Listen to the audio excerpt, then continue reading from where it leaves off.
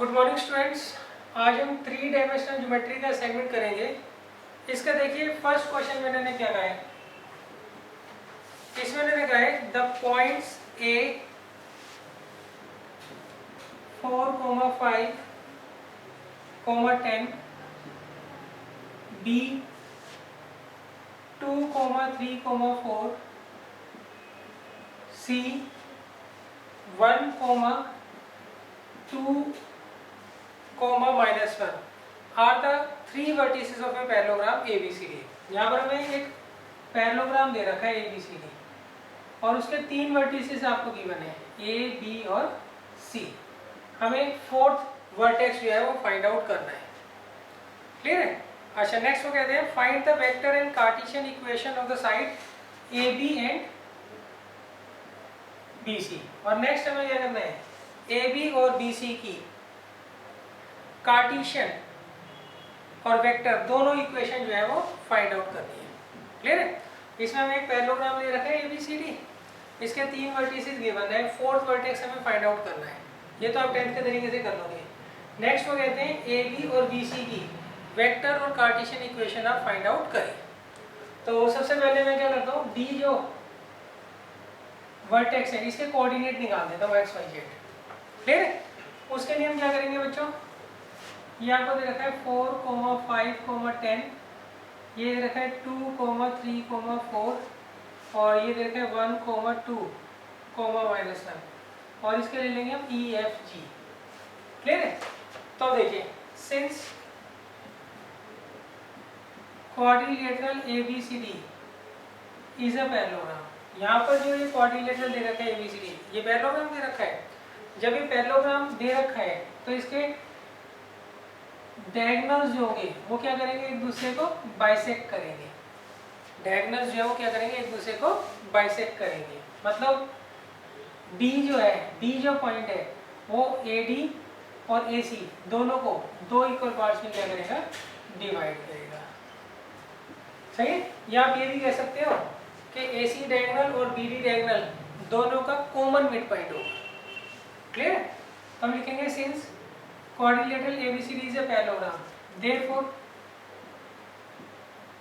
midpoint of diagonal AC is equal to midpoint of diagonal BD। Reason लिख देना, because diagonals of a parallelogram bisect each other. Clear है? अब देखिए mid point कैसे निकालते हैं, हम पहले AC का निकालते हैं। x कोऑर्डिनेट कैसे निकालेंगे, AC के मिड पॉइंट का होगा x1 प्लस x2 बाई 2। देखिए मान लीजिए आपको एक ये लाइन दे रखी है A और C, उसके दो क्या है, एंड पॉइंट्स हैं। सही, AC लाइन के A और C दो एंड पॉइंट्स हैं। इसके कोऑर्डिनेट्स मैं x1 y1 z1 ले लेता हूँ, इसके x2 y2 z2 ले लेता हूँ। तो इनके जो मिड पॉइंट का x कोऑर्डिनेट होगा वो क्या होगा, x1 plus x2 y2।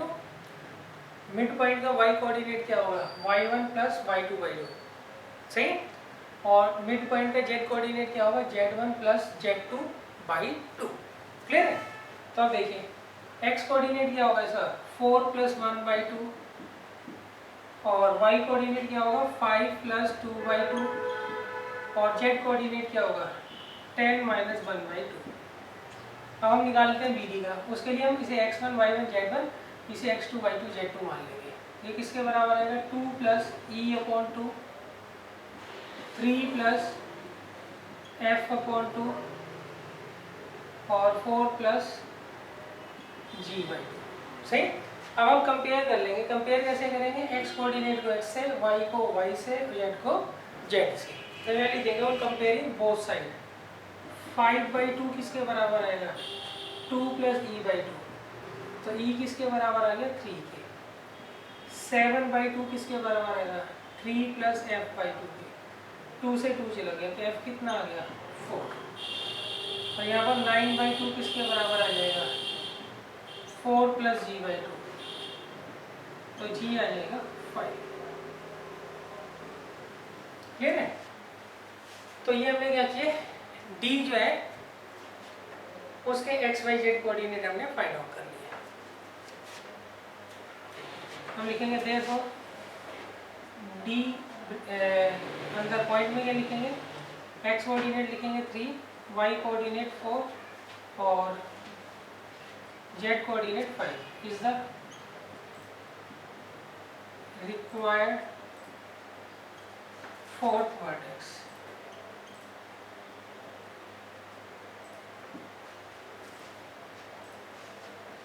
Clear है? अच्छा, अब नेक्स्ट हमने क्या कहा है, हमें ए बी और बी सी की कार्टेशियन और वेक्टर दोनों इक्वेशन जो है वो फाइंड आउट करनी है।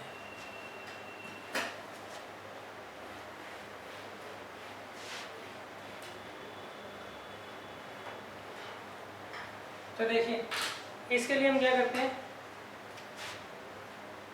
पहले तो कार्टेशियन इक्वेशन बना लेते हैं। कार्टेशियन इक्वेशन क्या होती है बच्चों, x minus x one upon x two minus x one है ना, y minus y one upon y two minus y one, z minus z one upon z two minus z one. ये क्या है, उस लाइन की equation है जो 2 point से पास होती है। किससे? मान लीजिए आपको एक लाइन दे रखी है, वो 2 पॉइंट से पास होती है, एक ए से और एक बी से। ए के कोऑर्डिनेट्स x1, y1 और z1 है, और बी के x2, y2 और z2 है। तो उसकी इक्वेशन ये होगी। क्लियर है? तो आप देखिए, इसे आप x1, y1, z1 ले लीजिए, इसे x2, y2, z2। तो x minus x1 upon x2 minus x1, y minus y1, y minus y1 upon y2 minus y1, z minus z1 upon z2 minus z1।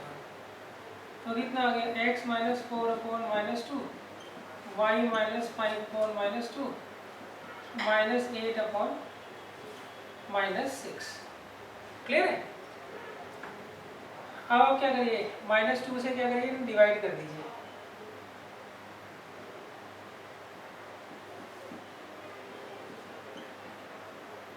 -2 से मल्टीप्लाई कर दीजिए, sorry, या आप कैसे करो, माइनस कॉमन लेके काट दो। ये कितना आएगा, 4/3। ओहो, चलिए गड़बड़ कर दी, z माइनस 10 अपॉन माइनस 6 है। तो ये इक्वेशन आ गई किसकी, ए बी की। सही है?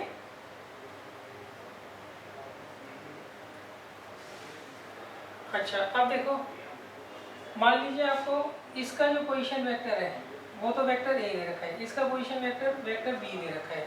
सही? तो इस केस में वेक्टर इक्वेशन क्या होगी लाइन की, ए बी की, वो होती है vector a plus lambda times vector b minus vector a. Clear है? यही होती है ना। ये तो हमने क्या निकाली है, कार्टेशियन इक्वेशन निकाली है, यानी कि तुम्हें कार्टेशियन इक्वेशन।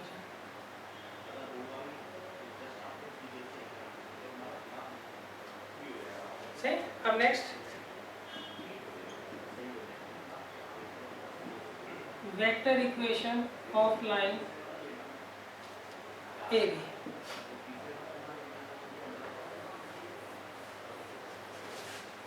वो क्या होगी, vector r is equal to vector a plus lambda times vector b minus vector a. अच्छा, वेक्टर ए क्या होगा, 4i plus 5j plus 10k,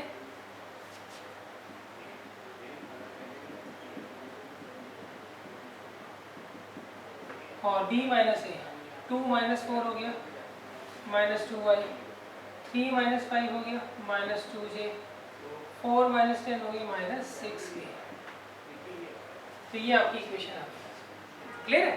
अच्छा, इसमें आप ये भी कर सकते हो, -2 कॉमन लेके लैम्डा से मल्टीप्लाई कर दो, और -2 लैम्डा को लैम्डा भी लिख सकते हैं। क्लियर है? तो ये बच्चों आपका पहले क्वेश्चन है।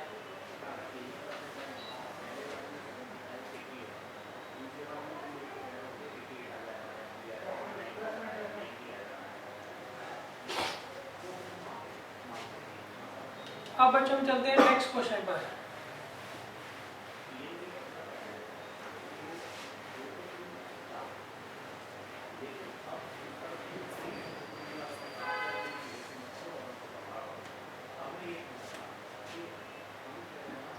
देखिए क्वेश्चन नंबर 2 में उन्होंने कहा है find the vector equation of the line passing through a point with position vector 2i minus j plus k, सही, and parallel to the line joining the points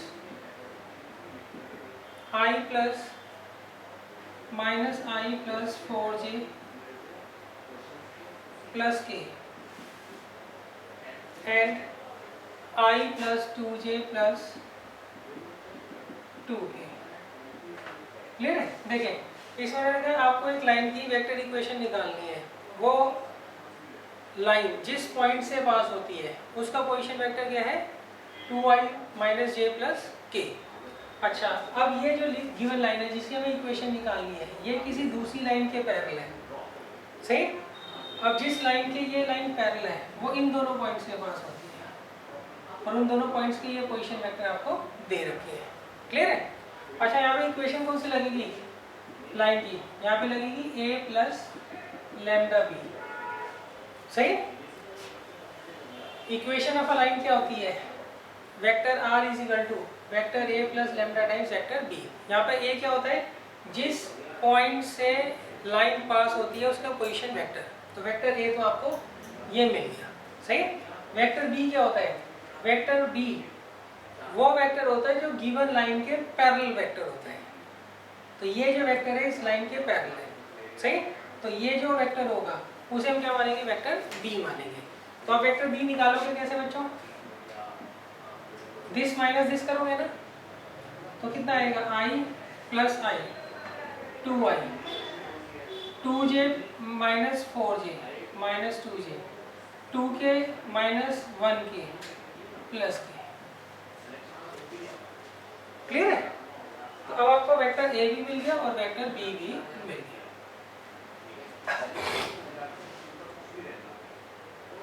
clear है? तो vector a कितना है? 2i minus जे plus के और b कितना है? 2i minus 2j plus के। तो ये आ जाएगी क्वेश्चन। लैंग्वेज बच्चों आप खुद लिख लेना, सही है।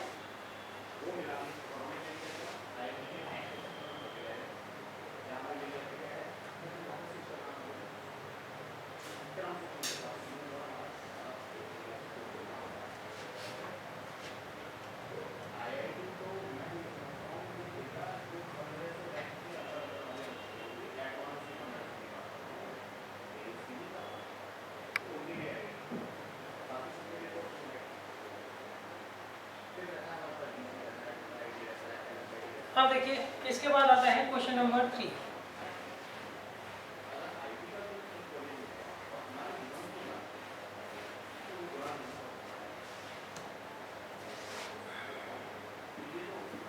देखिए क्वेश्चन नंबर 3 में उन्होंने कहा है the Cartesian equation of a line. आपको एक लाइन की कार्टेशियन इक्वेशन दे रखी है।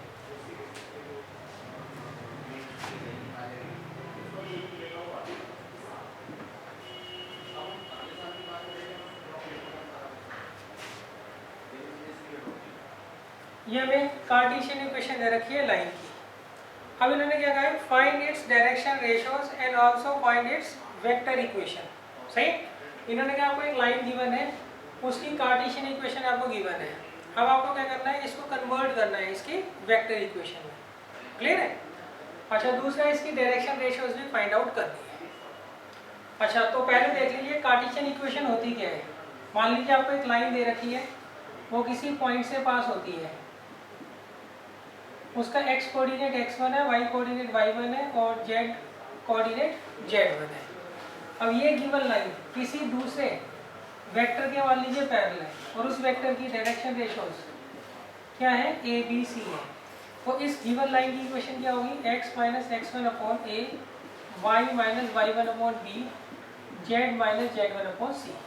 यही होगी ना, सही। अच्छा, अब देखो हमें क्या करना है? इस इक्वेशन को इससे कंपेयर करना है। तो कंपेयर करते वक्त आप ये देखिए x का जो कोफिशिएंट होता है वो हमेशा क्या होता है? 1 होता है। वो हमेशा क्या होता है? 1 होता है। तो हम यहाँ पे 1 बनाने की कोशिश करेंगे। ऐसे ही y का जो कोफिशिएंट होता है वो भी हमेशा 1 होता है, और जो z का कोफिशिएंट होता है वो भी हमेशा क्या होता है, 1 होता है। क्लियर है? तो हमें पहले x का कोफिशिएंट, y का कोफिशिएंट और z का कोफिशिएंट तीनों का कोफिशिएंट जो है 1 बनाना है। उसके लिए हम क्या करेंगे, इसको लैम्डा मान लेंगे पहले। क्लियर है? अब देखो नेक्स्ट हम क्या करेंगे, यहाँ से 6 कॉमन ले लेंगे, तो यहाँ आएगा x माइनस 1/3 आएगा ना बच्चों। यहाँ से मैं 6 कॉमन ले रहा हूँ, चलो पहले मैं 2/6 ही लिख देता हूँ। क्लियर है? अच्छा, यहाँ से अगर मैं 3 कॉमन लेता हूँ तो यहाँ क्या आएगा, y प्लस 1/3, और यहाँ से अगर मैं 2 कॉमन ले लेता हूँ तो अंदर क्या आएगा, z माइनस 1। क्लियर है? अच्छा नेक्स्ट देखिए, इसके मल्टीपल में कोई भी नंबर नहीं है, दिख रहा है ना आपको, x माइनस x1 के मल्टीपल में कोई भी नंबर नहीं है। यहाँ पे y माइनस y1 के मल्टीपल में ऊपर कोई नंबर नहीं है, नीचे है। यहाँ पे भी ऊपर कोई नंबर नहीं है, नीचे नंबर है। तो हम क्या करेंगे, इस 6 को नीचे लेके जाएंगे। 6 को कैसे नीचे ले जा सकते हैं, 1/6 लिखकर। क्लियर है? इस 3 को नीचे कैसे ले जा सकते हो, 1/3 लिखकर, और यहाँ से 2 कॉमन ले सकते हैं, 2 नीचे ले जा सकते हैं 1/2 लिखकर। क्लियर है? अब इसको इससे कंपेयर कर लीजिए आप, तो x1 कितना हो गया, 1/3, और y1 कितना हो गया, -1/3, और z1 कितना आ गया, 1, और ABC क्या होगा, 1/6, 1/3, 1/2। क्लियर है? अब देखिए, अब हम इसके लिए वो बनाते हैं वेक्टर इक्वेशन। वेक्टर इक्वेशन बनाने का क्या तरीका होता है, मान लीजिए आपको एक लाइन दे रखी है, वो जिस पॉइंट से पास होती है उसका वेक्टर तो हम a मान लेते हैं, सही, उसका पोजीशन वेक्टर a मान लेते हैं, और गिवन लाइन जिस वेक्टर के पैरेलल होती है उस वेक्टर को हम मान लेते हैं b। तो इस केस में इक्वेशन क्या होती है बच्चों,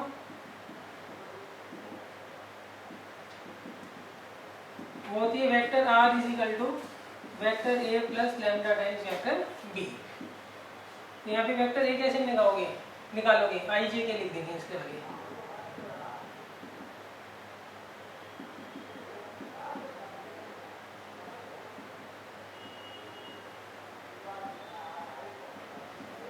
और b वेक्टर इसके आगे i j के लगा देंगे।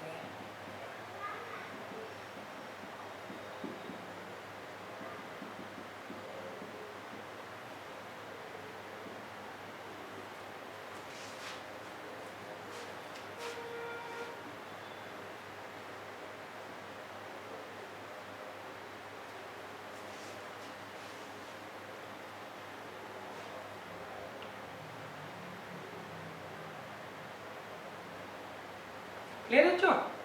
अच्छा, इसमें तो चलो हम कुछ नहीं कर सकते क्योंकि ये पॉइंट है, ये तो रेशो होती है ना, तो रेशो को हम सिंप्लीफाई कर सकते हैं। कैसे, पूरी इक्वेशन को 6 से मल्टीप्लाई कर दो, इसको यहाँ से यहाँ तक।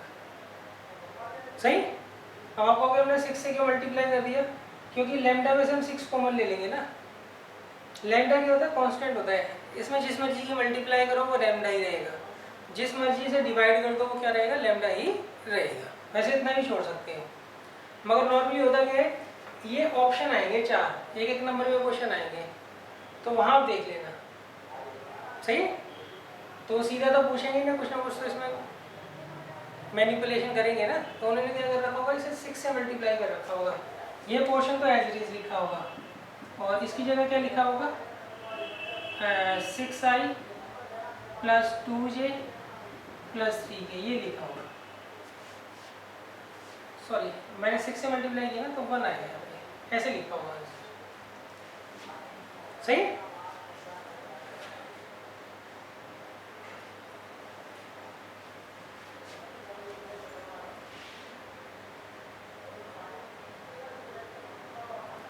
अब देखिए नेक्स्ट है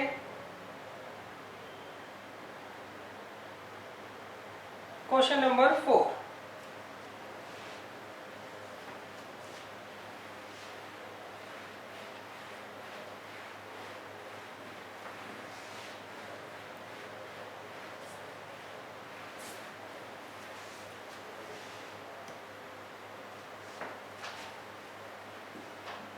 देखिए क्वेश्चन नंबर 4 में उन्होंने कहा है find the direction cosine of the line. हमें जो है इसकी डायरेक्शन कोसाइन निकालनी है।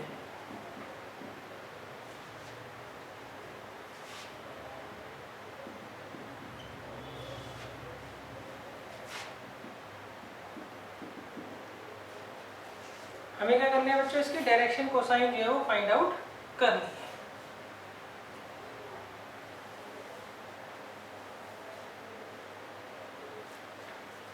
तो देखिए पहले तो इसकी जनरल इक्वेशन देख लीजिए क्या होती है। वो होती है x minus x1 upon A is equal to Y minus y1 upon B Z minus z1 upon C.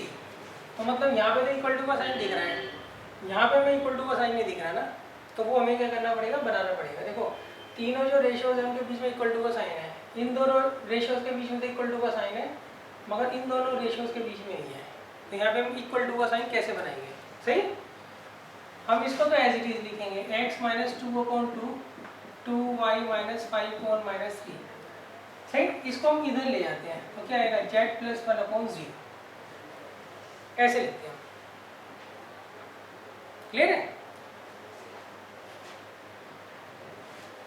तो हम इसको इस फॉर्म में ऐसे लिख सकते हैं, क्लियर है? अच्छा, अब इसको इससे कंपेयर करेंगे तो उसका क्या तरीका है? ये तो इससे कंपेयर हो पा रहा है, ये नहीं हो पा रहा है ना, तो इसके लिए हम यहाँ से 2 कॉमन ले लेंगे।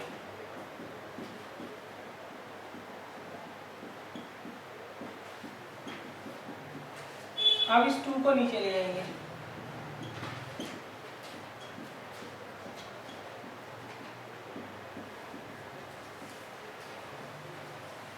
क्लियर है बच्चों?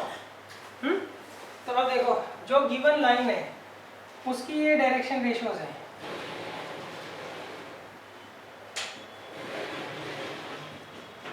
जबकि निकालनी क्या है हमें, डायरेक्शन कोसाइन जो है वो फाइंड आउट करना है। सही, हमें क्या करना है, इसके डायरेक्शन कोसाइन जो है वो फाइंड आउट करनी है। और साथ में उन्होंने कहा इसकी इक्वेशन भी निकालो, इसकी इक्वेशन भी निकालो। इक्वेशन तो बना लो बच्चों, आर किसके बराबर होता है, ए वेक्टर तो इससे बनेगा,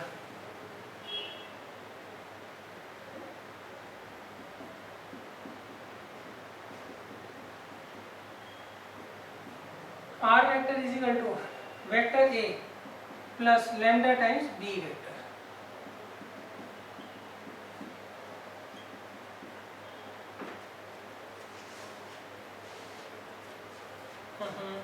टू 5/2 और -1। तो बच्चों ये इक्वेशन तो आगे समझ कैसे बनी है, वेक्टर इक्वेशन। एक बार एक्सरसाइज 1 कर लेना इसकी, सॉरी सेकंड एक्सरसाइज।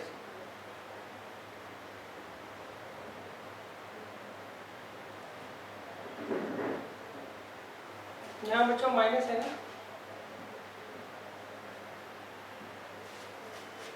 अच्छा, अब देखो ये आपको डायरेक्शन रेशियोज दे रखी है। डायरेक्शन कोसाइन कैसे निकालते हैं, उसका क्या सिंबल होता है, एल होता है ना बच्चों। एल यहाँ पे किसके बराबर होता है, A upon under root A square plus B square plus C square. M किसके बराबर होता है, B upon under root A square plus B square plus C square. और एन क्या होता है, C upon under root A square plus B square plus C square. तो कर लोगे इसमें, तो ये आप खुद निकाल लेना। डायरेक्शन रेशियो से मैंने निकाल दी ना, डायरेक्शन कोसाइन आप लोग फाइंड आउट कर लीजिएगा। अब देखिए नेक्स्ट है question number 5।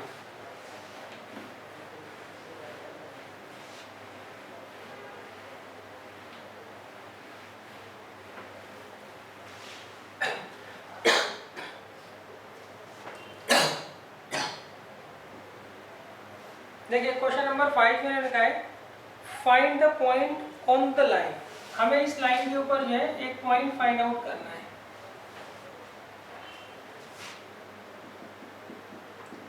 Find the point on the line.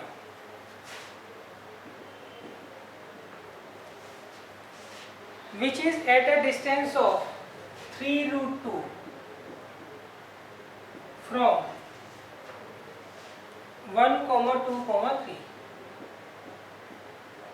Clear है? देखिए इसमें मैंने क्या कहा है, आपको इस लाइन के ऊपर एक ऐसा पॉइंट निकालना है जो इस पॉइंट से 3√2 डिस्टेंस पर हो। क्लियर है? मान लीजिए मैंने ऐसे रफ बना ली लाइन, ये जो लाइन की इक्वेशन है वो ये लाइन मैंने यहाँ बना ली। सही, इसके ऊपर एक पॉइंट लेना है 1, 2, 3 और एक और दूसरा पॉइंट आपको फाइंड आउट करना है, वो मान लीजिए ये है x, y, z। इस पॉइंट को मैं a ले लेता हूँ, इसको b, और ए बी का जो डिस्टेंस है वो कितना दे रखा है, मैं 3√2 दे रखा है। क्लियर है क्वेश्चन? तो ऐसे क्वेश्चन बच्चों हम करते क्या है, हम ना इसकी जनरल इक्वेशन निकाल लेते हैं, जनरल फॉर्म। उसके लिए हम क्या करते हैं, तीनों रेशियोज को लैम्डा के बराबर मान लेते हैं और इसे x कोऑर्डिनेट निकाल लेंगे। x कितना आएगा बताना, 3 लैम्डा माइनस 2, और y कोऑर्डिनेट क्या आएगा, 2 लैम्डा माइनस 1, और z कोऑर्डिनेट क्या आएगा, 2 लैम्डा प्लस 3। यही आएगा ना बच्चों? तो यहाँ मैं लिख देता हूँ 3 lambda minus 2, 2 lambda minus 1, 2 lambda plus 3। अब देखो a और b का जो डिस्टेंस है वो आपको दे रखा है 3√2। कैसे निकालोगे, इसे x1 y1 z1 ले लेता हूँ, इसे x2 y2 z2 ले लेता हूँ। तो क्या होता है फॉर्मूला, x2 माइनस x1 का whole square plus y2 minus y1 का होल स्क्वायर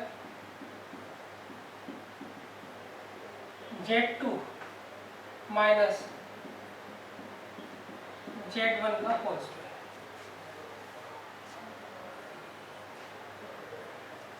किसके बराबर है, 3√2 के बराबर।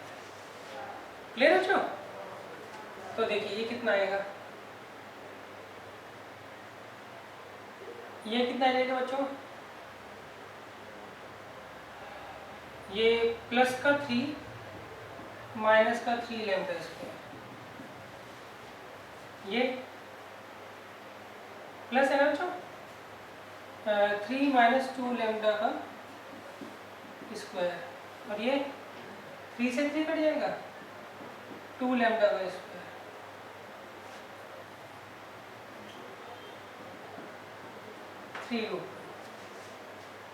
ये पर देख लेना बच्चों,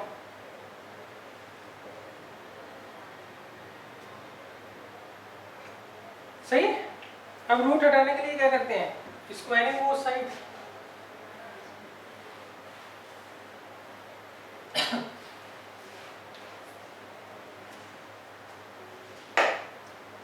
यहाँ लिख देंगे स्क्वायरिंग बोथ साइड। यहाँ a माइनस बी के होल स्क्वायर का फॉर्मूला लगा दीजिए, a square plus B square minus 2ab। यहाँ पर a square plus B square minus 2ab, यहाँ पर प्लस 4 लैम्डा स्क्वायर। 3√2 का स्क्वायर देख लेना, 18 आ रहा होगा। अब देखिए 9 lambda square, 4 lambda square, 4 lambda square, तो कितना आ गया, 17 लैम्डा स्क्वायर। ये माइनस का 18 लैम्डा माइनस का 12 लैम्डा, तो माइनस का 30 लैम्डा आ गया। और नेक्स्ट 9 और 9 हो गया 18, 18 से 18 चला जाएगा।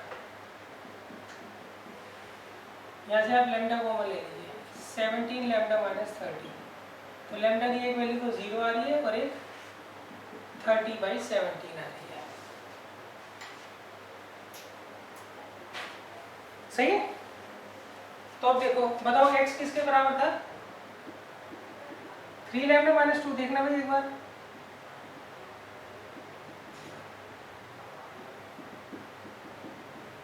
देखो यही था। अच्छा, तो दो आंसर आएंगे इसका मतलब, सही है। एक राइट में हो सकता हो और एक लेफ्ट साइड में हो सकता हो। तो पहले हम लेंगे केस 1।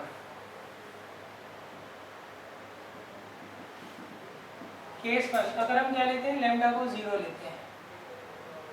अच्छा, पॉइंट हमने ए माना था बच्चों, देखो एक बार ए माना था, तो यहाँ रख देंगे हम लैम्डा की जगह 0, -2 -1 और 3 is the required point। सही। और केस 2 अगर हम लैम्डा को लेते हैं 30/17, 30 कितना हो गया बच्चों 90, 19/17 -2 34 है ना, 56/17 यहाँ रखते हैं, 60/17 43/17 यहाँ रखते हैं,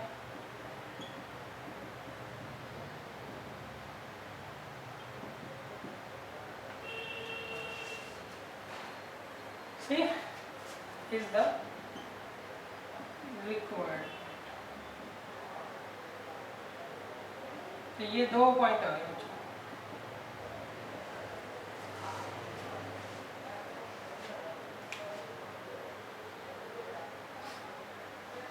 क्लियर है?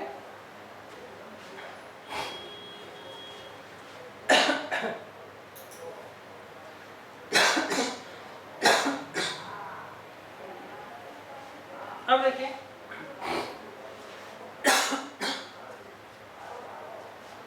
नेक्स्ट है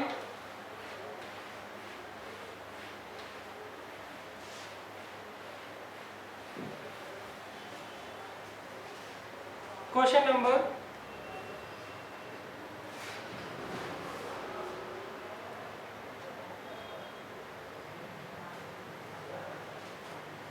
question number 6।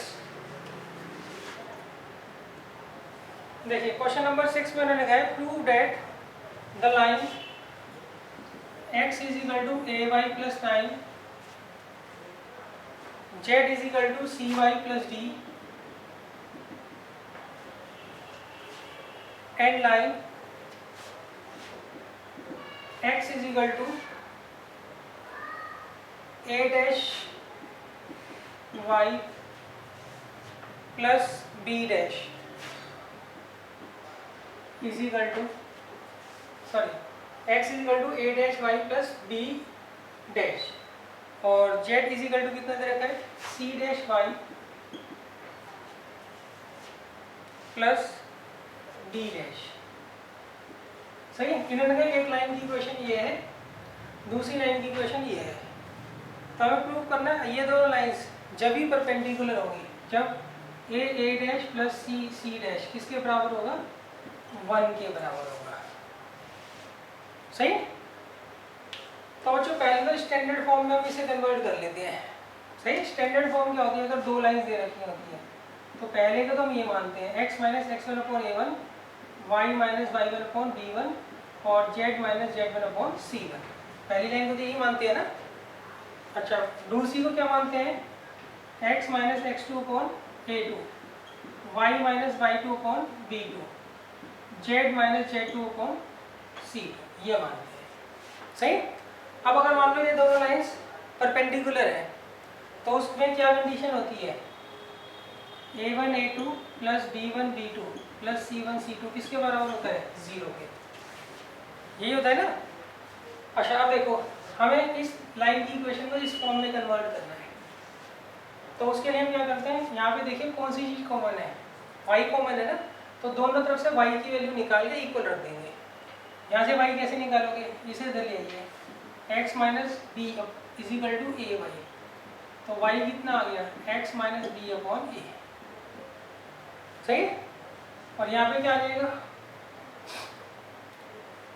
z minus d is equal to c y, तो z minus d upon c is equal to y. अब तो इनको रिलेट कर लोगे, डेट एम्प्लाइज इक्वेशन ये आ गई x minus b upon a is equal to y is equal to z minus d upon c. Clear है। अच्छा अब इसको इससे कंपेयर करोगे तो ये x minus x1 upon a1 y minus y1 नहीं है ना तो उसको 0 ले लेंगे और b1 नहीं है तो उसे क्या ले लेंगे 1। तो ये आपकी फर्स्ट इक्वेशन आ गई। अब इसको बनाते हैं बच्चों ऐसे ही,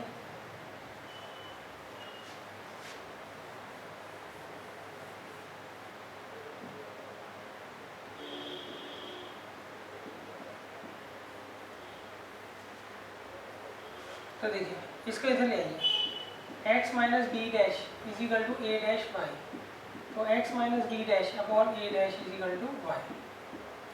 यहाँ पर Z minus D dash is equal to C dash Y, Z minus D dash upon C dash is equal to Y.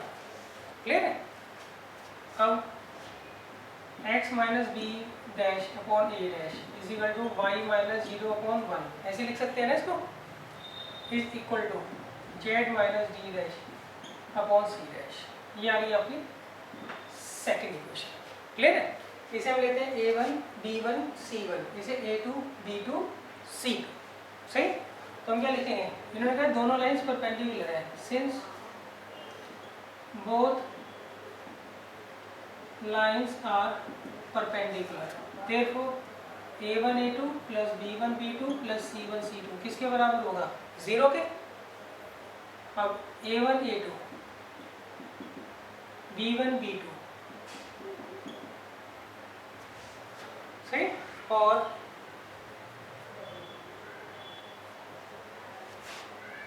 c1 c2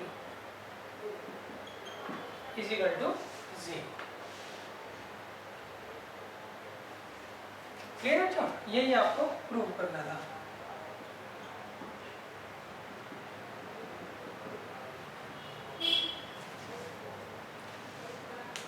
clear है?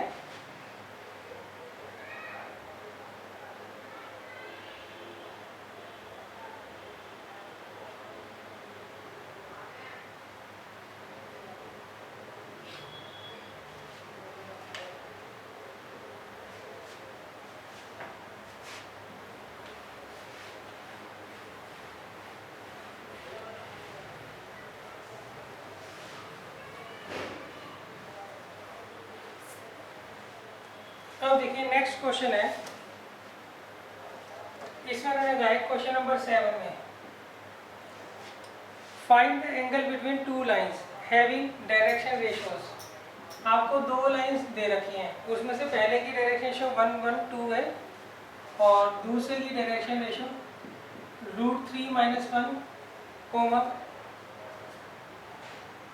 -√3 - 1 4 है।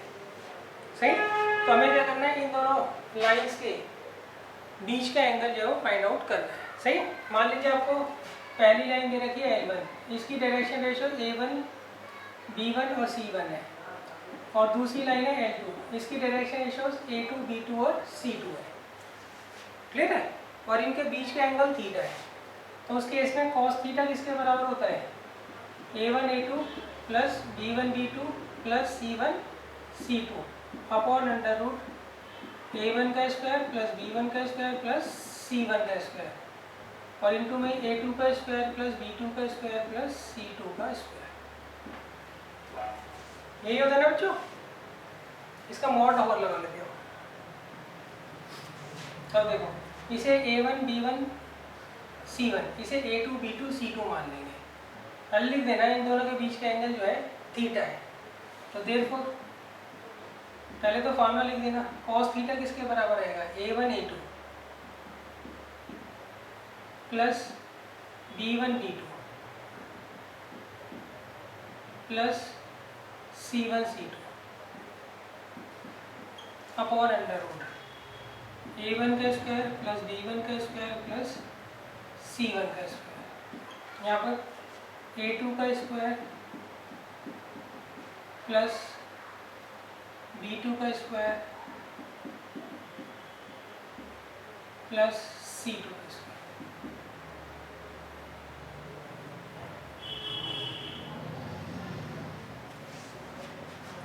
तो अब देखिए क्या आएगा,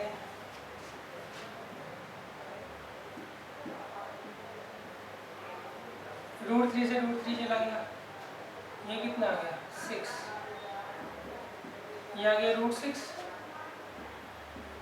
और यहाँ लगा देंगे formula A² plus B² minus 2AB, यहाँ पर A² plus B² plus 2AB।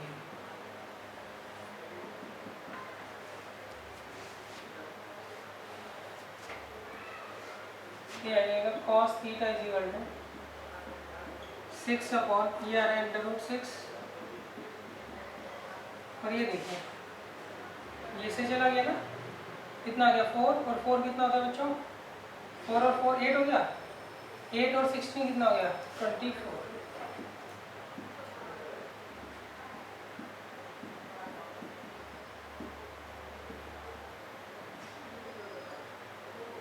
तो cos थीटा आ गया 1/2। बताओ 1/2 का पता है cos में 60 में, तो देयरफॉर थीटा कितना आ गया 5/3। क्लियर है।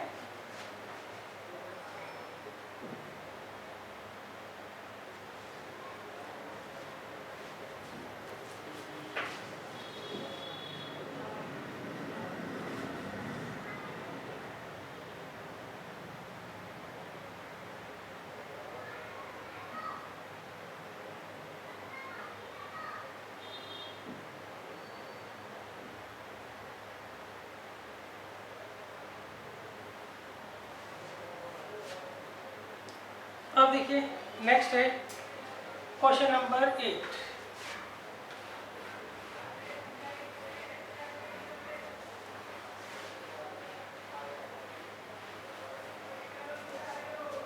देखिए क्वेश्चन नंबर 8 में उन्होंने क्या कहा है, इसमें उन्होंने कहा है show that the line x minus 1/2 is equal to y minus 2/2 is equal to z minus 3/4 and the line x minus 4/5 is equal to y minus 1/2 is equal to z। सही, ये दो लाइंस आपको दे रखी है, इन्होंने कहा ये intersect करती हैं, हमें ये पहले प्रूव करना है। तो वो कैसे करेंगे, हम इनके बीच का शॉर्टेस्ट डिस्टेंस निकाल लेंगे। सेकेंड एक्सरसाइज के जो लास्ट क्वेश्चन है वो शॉर्टेस्ट डिस्टेंस के ही है। अगर इन दोनों लाइंस के बीच का शॉर्टेस्ट डिस्टेंस 0 आ रहा है तो उस केस में दोनों लाइंस क्या करेगी, इंटरसेक्ट करेंगी। सही, अगर आपको क्वेश्चन आ जाए दो लाइंस की इक्वेशन दे रखी है और हमें प्रूव करना है कि वो इंटरसेक्ट नहीं करती हैं, तो उस केस में दोनों का शॉर्टेस्ट डिस्टेंस निकालेंगे, वो 0 नहीं आ रहा होगा। अगर दो लाइंस के बीच का शॉर्टेस्ट डिस्टेंस 0 है तो वो इंटरसेक्ट करती हैं, नहीं तो वो इंटरसेक्ट नहीं करती हैं। क्लियर है। अच्छा, सेकंड पार्ट में उन्होंने कहा है इसका पॉइंट ऑफ इंटरसेक्शन भी निकालो। तो पहला पार्ट तो खुद कर लेना, जहाँ पर हमें प्रूव करना है ये दोनों लाइंस एक दूसरे को इंटरसेक्ट करती हैं, उसके लिए हम उनके बीच का शॉर्टेस्ट डिस्टेंस निकालेंगे, वो 0 आ रहा होगा, इसका मतलब दोनों लाइंस इंटरसेक्ट करती हैं। सेकंड पार्ट में कहा इनका पॉइंट ऑफ इंटरसेक्शन निकालो क्या होगा, पॉइंट ऑफ इंटरसेक्शन निकालो क्या होगा। तो इसको हम ऐसे लिख सकते हैं z माइनस 0.1। सही, उसके लिए हम क्या करते हैं, इसको लैम्डा मान लेते हैं और इसको k मान लो।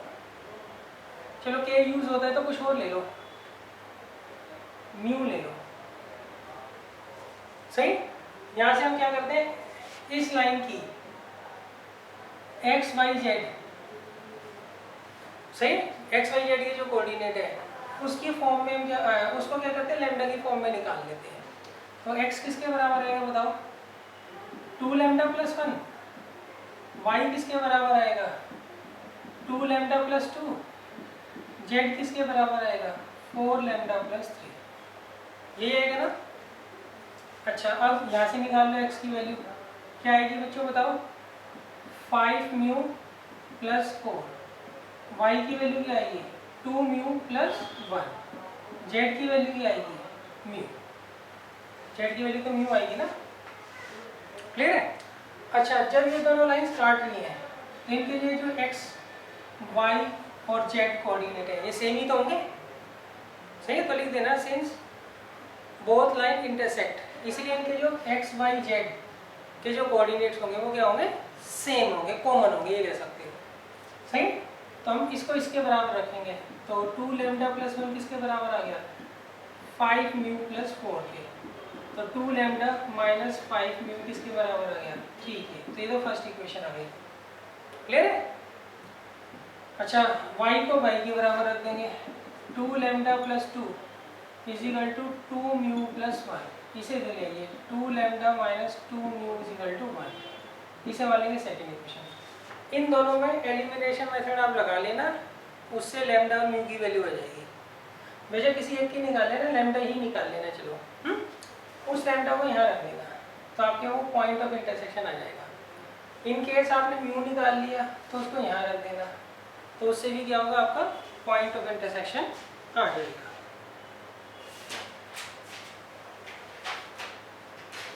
ठीक है, देखो कैसे निकालेंगे वैल्यू।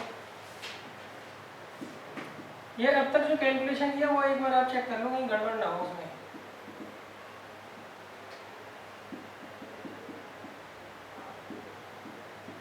तो देखिए साइन चेंज कर दीजिए सीधा, तो कितना आएगा बताना, -3 म्यू इज इक्वल टू 2, तो म्यू कितना आ गया, -2/3।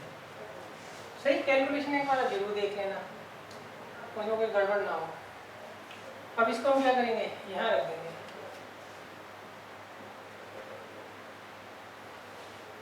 -10/3 + 4 कितना आ जाएगा, 2/3। y आ जाएगा -4/3 + 1,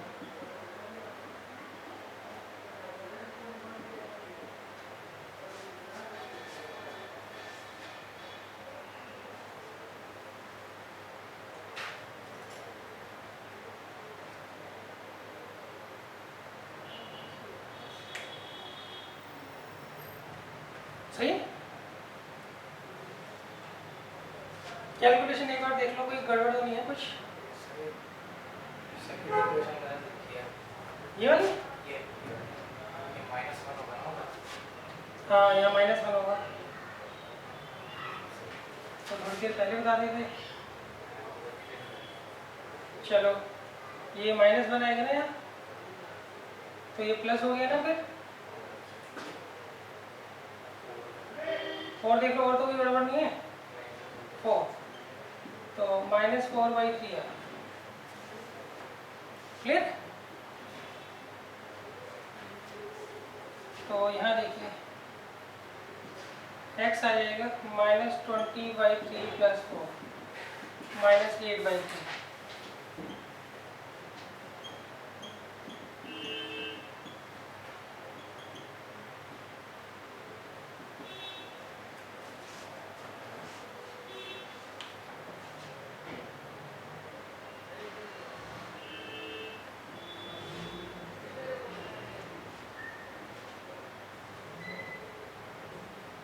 अच्छा, अब देखिए क्वेश्चन नंबर 9 भी यही है। इसमें उन्होंने कहा है हमें प्रूव करना है 2 लाइन्स हैं, ये इंटरसेक्ट नहीं करती है, तो आप इनका शॉर्टेस्ट डिस्टेंस निकालोगे वो 0 नहीं आ रहा होगा।